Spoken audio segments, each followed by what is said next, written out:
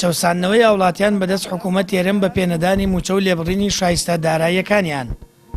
تووڕێی و نیگەرانی هاوڵاتیانی پارێزگای هەڵەبجەی تەقاندەوە و هەزاران هاوڵاتی لە چین و توێژە جیاوازەکان خۆپیشاندان و ڕێپێوانێکی بەرفراوانیان ڕێخست.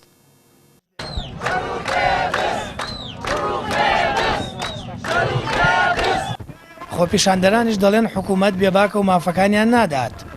پێویستە کورسی دەسەڵات چۆڵ بکات. تەنیا یەک ڕێگا هەیە، ئەویشەوەیە داهات و بودجێ وڵاتە بەدەستی حکوومەتی ناوەندی بێەوە لە ڕێگەوان تەوزیع بکرێ و ئیتر خەڵک ئامادە نیە ژیان و گوزەران و داهاتوی خۆی باتە دەستی ئەم دەسەڵاتەوە حکوومەتەوە. یەک دووەمیش ئەم حکوومەتە هەڵوەشێتەوە حکوومەتی عێراقی انتخاباتێکی پاک و تەمیز بکات لەم وڵاتە و ئەو کاتە کرێ خەڵک نوێنەری هەڵبژێرایی خۆی متوانێت پێبا لەبەرەوە ئیتر ئەم حکوومەتە کاتی بەسەر چووەوە لەمە زیاتر ناکرێت خەڵک مخەدەرات و داهات و ژیانی خۆی باتە دەستی دەسەڵاتێکی نابەرپرسی هیچ نەزانی دواکەوتووی زەلیل لە بەردەم داگیرکەرانی کوردستان و هاوڵاتی هەرێمی کوردستان دەسەڵاتی سیاسی و ڕامیاری خستەگەر لە ئەم کوردستانە جەزای دەسەڵات و جەزای سیاسەتی هەرێمی کوردستان ئەگەر بەم شێوە بێت لەگەڵ خەڵکی خۆیان و خەڵکی سڤیلا بەڕاستی ئەوە سیاسەتێکی شکست خواردووە کەس بۆی ناچێتە سەر ئەوە زۆر باشەکەوە ئەبێ خزمەتی هاوڵاتیان بکرێت بەدەم مافەکانیانەوە بچین نەک ئەوەی کەوە دەست بەرێ بۆ قوتیان و لە قوتی ئەوان ببڕێ و بیان خنکێنرێ لەبەرەوەی بە هەموو شێوازێک پاڵپشتی ئەو کەسانەکەین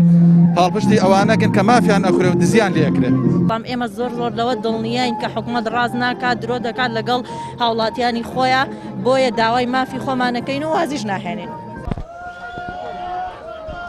دواتر شێوازی گرتبوونەوەکە گۆڕا و خۆپیشاندەران بە ڕێپێوان چوونە ناو بازاڕی شارەکە داوایان کرد هەمووان بێنە سەر شەقام چونکە حکوومەت مافی هەمووانی خواردووە.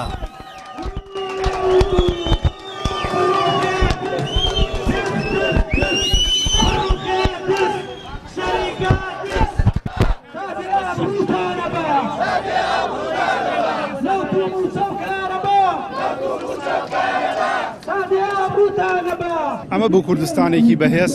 ئەمە بوو هەلیکار، ئەمە بوو دامەزراندن دروستکردنی کارگە، بۆیە پێیان دەڵێم ئێوە بە کەڵکی حکومڕانی نایەن،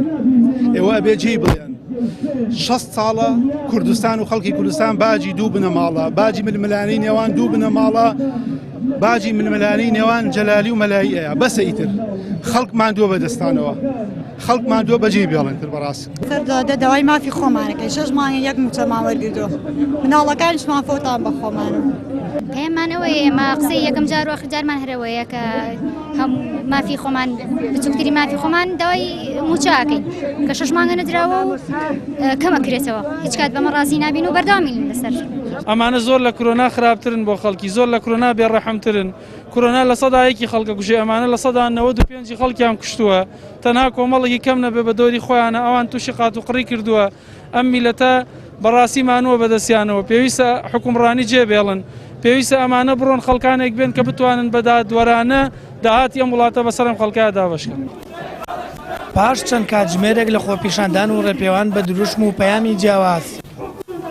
کە هەموویان دژی گەندەڵی و ستەمەکانی حکوومەتی هێرێم بوون کۆتایی بە خۆپیشاندانەکە هات. بەڵام بڕێر وایە ئەم خۆپیشاندانانە بەردەوام بێت و بە ڕێژە و بەرنامەی جیاواز دژ بە ستەم و چەوساننەوە و گەندەڵەکانی حکوومەتی هێرێم بەردەوام بن.